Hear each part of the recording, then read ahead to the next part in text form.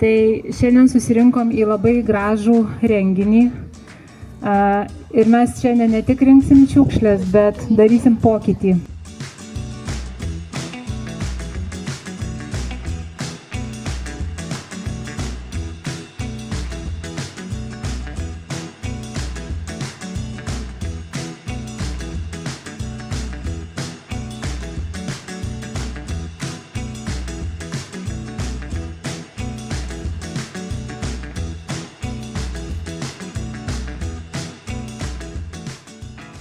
Tai iš kogi gimė mūsų švaros akcija?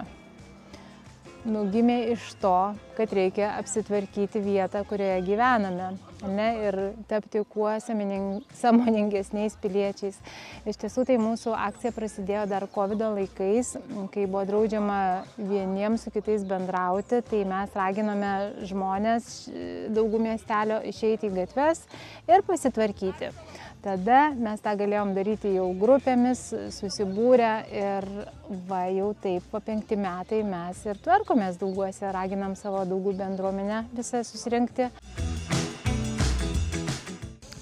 Labai smagu, kad Daugai kuria tokias iniciatyvas, labai smagu eiti, rinkti ir matyti, kaip mūsų miestas tobulėja ir tampa švaresnis.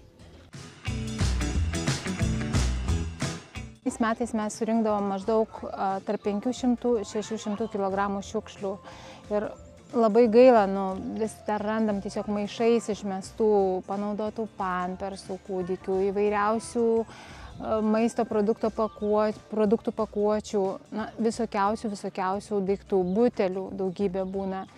Labai daug plastiko ir vis dar randam labai daug padangų išmestų, tai dėl to labai graudu ir gaila.